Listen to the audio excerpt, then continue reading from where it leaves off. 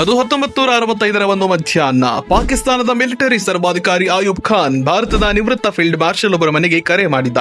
ನಾನು ಬ್ರಿಟಿಷ್ ಸೇನೆಯಲ್ಲಿ ನಿಮ್ಮ ಅಡಿಯಲ್ಲಿ ಕೆಲಸ ಮಾಡಿದ್ದೆ.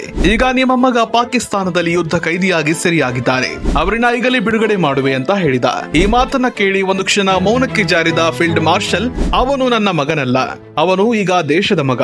ನನ್ನ ಮಗನನ್ನ ಬಿಡುಗಡೆ ಮಾಡೋದಾದ್ರೆ ಸೆರೆ ಸಿಕ್ಕ ಇತರ ಎಲ್ಲ ಸೈನಿಕರನ್ನ ಕೂಡ ಬಿಡುಗಡೆ ಮಾಡಿ. ನನ್ನ ಮಗನೆಂಬ ಕಾರಣಕ್ಕೆ ಇತರ ಯುದ್ಧ ಕೈದಿಗಳಿಗಿಂತ ವಿಶೇಷ ಆತಿಥ್ಯ ನೀಡಬೇಡಿ ಅಂತ ಸ್ಪಷ್ಟವಾಗಿ ಹೇಳ್ತಾರೆ. ಈ ಮೂಲಕ ಮಗನಿಗಿಂತ ದೇಶ ದೊಡ್ಡದು ಅಂತ ಆ ಕನ್ನಡಿಗ ನಿರೂಪಿಸುತ್ತಾರೆ. ಇದು ರಾಜ್ಯೋತ್ಸವದ 100 ದಿನ 100 ಜನ ಕನ್ನಡಿಗರು ಸಿರೀಸ್ ನ ದಿನ 22. ಇದು ಫೀಲ್ಡ್ ಮಾರ್ಷಲ್ ಕಾರ್ಯಪ್ಪ ಅವರ ಗತ್ತು. ಅವರ ಪೂರ್ಣ ಹೆಸರು ಕೋಡೆಂದರ ಮಾದಪ್ಪ ಕಾರ್ಯಪ್ಪ ಅಂತ. ಭಾರತ ಸೇನೆಯ ಮೊದಲ ಕಮಾಂಡರ್ ಇನ್ ಚೀಫ್ ಹುದ್ದೆ ಅಲಂಕರಿಸಿದ್ದ ಅವರು ಶಿಸ್ತಿನ ಸಿಪಾಯಿ. ಸ್ವಾತಂತ್ರ್ಯ ನಂತರ ದೇಶ ಕಟ್ಟಿದ ಹಿರಿಯರಲ್ಲಿ ಒಬ್ಬರು.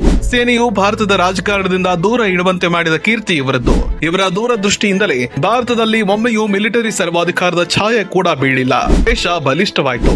ತಮ್ಮ ನಿವೃತ್ತಿಯ ನಂತರವೂ ತಮ್ಮ ಹುಟ್ಟೂರಲ್ಲಿ ಅವರು ನೆಲೆಸಿ ಕರ್ನಾಟಕದಲ್ಲಿ ಅವರ ಜೀವನದ ಕೊನೆಯ ದಿನಗಳನ್ನ ಕಳೆದಿದ್ದಾರೆ. ಇಂದಿಗೂ ಕೂಡ ಕನ್ನಡಿಗರ ದೇಶಭಕ್ತಿಯ ಪ್ರತೀಕವಾಗಿ ಫೀಲ್ಡ್ ಮಾರ್ಷಲ್ ಕಾರ್ಯಪ್ಪ ಅವರು ಉಳಿದಿದ್ದಾರೆ. ಇಂಥ ಕನ್ನಡಿಗ ನಮ್ಮ ನಾಡಲ್ಲಿ ಹುಟ್ಟಿದ್ದು ನಮ್ಮ ಹೆಮ್ಮೆ.